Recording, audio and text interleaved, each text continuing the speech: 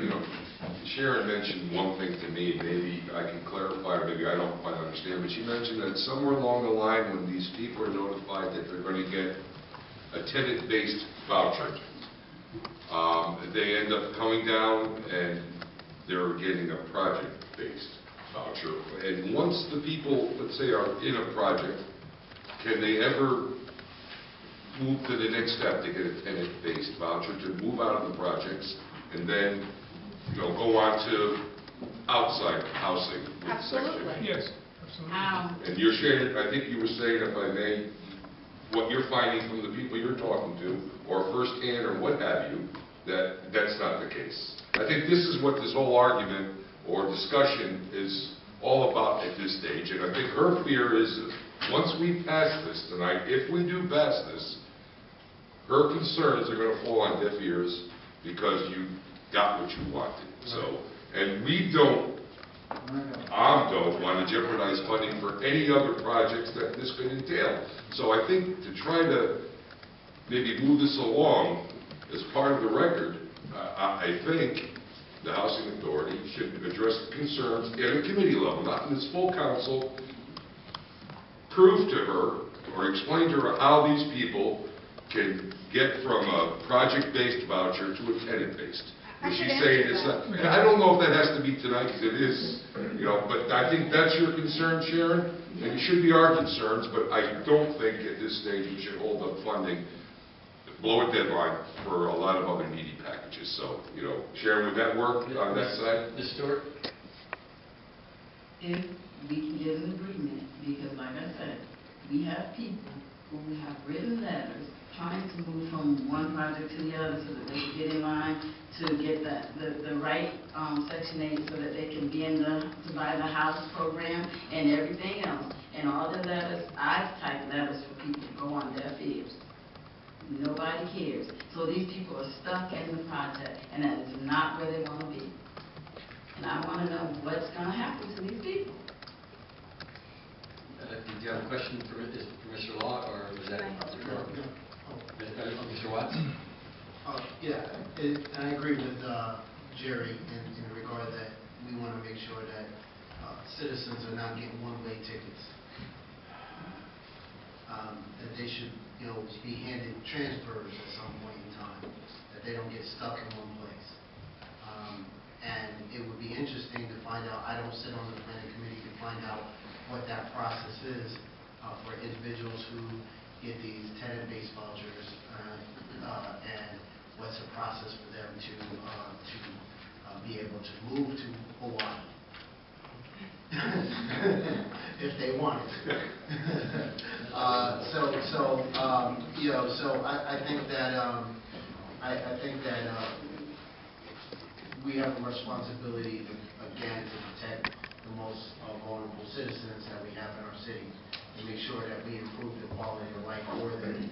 And if they feel that after a certain amount of time that they want to move out of the unit, the processes should be clear, it should be consistent, and everyone should play by the same set of rules to allow them to move on to better themselves.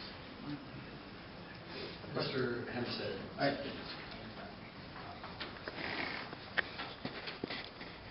The unknown is always a little worrisome, and I think we've never rejected, in my experience, anybody's certification since we've had to ask, and I don't want to roll. It might not be good governing for us to roll that dice. So I'm going to encourage everybody to at least move this along.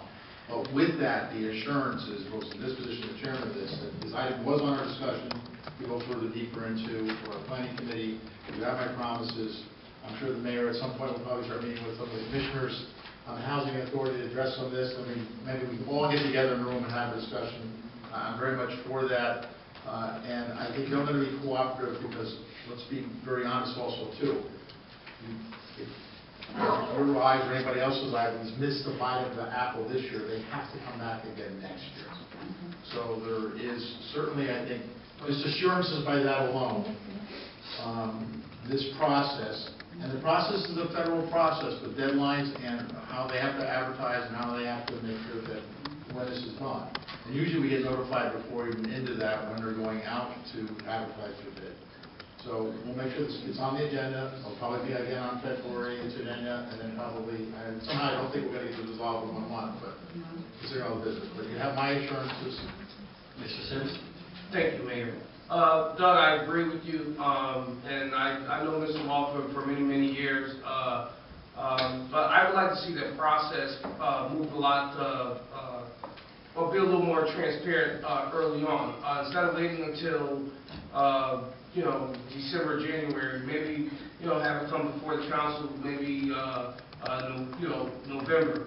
October, so that gives us time to look at everything that's involved, and if we have concerns and discussions, we can send back to committee and discuss it with you, because this doesn't help anyone at this stage of the game when when we have so many concerns, but yet it's such a vital period where we have to push this through. We have to vote on it with so many concerns on the table. So I'm going to be in favor of it. However, I think that we need to change that process where housing need to submit before the council, maybe a few months prior, so we can get all the answers and questions out, and there's no misunderstandings going forward.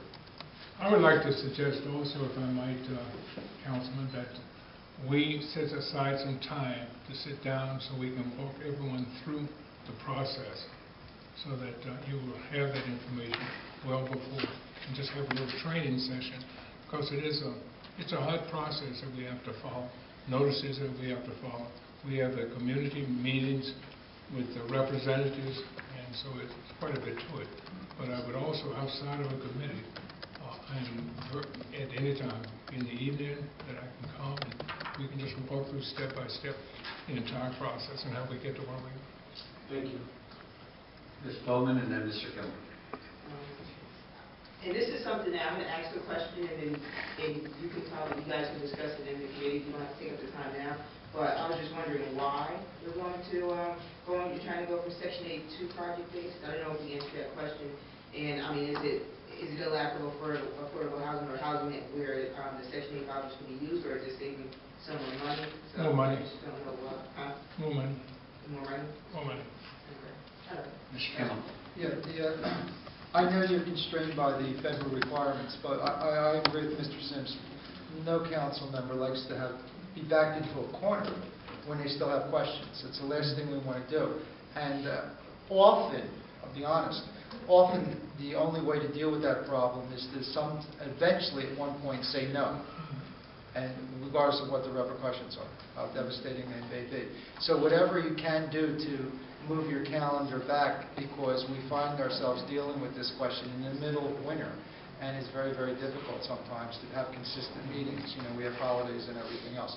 So what, to the extent possible, I think the earlier we can deal with this, the better. With the Housing Authority, I've noticed in the Planning Committee, I've been impressed with your ability to generate data and present it to us. And in format that's fairly easy to understand and rather sophisticated.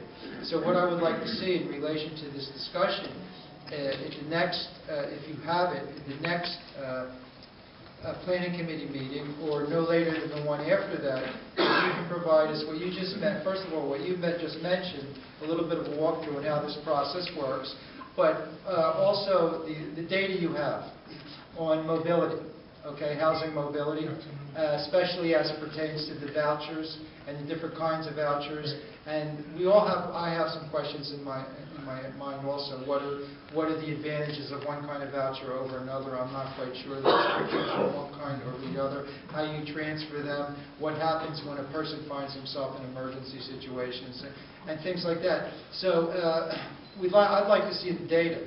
How many folks are actually availing themselves of the possibility of movement when circumstances arise? Because we know, if you look at school data, we know there's a lot of mobility.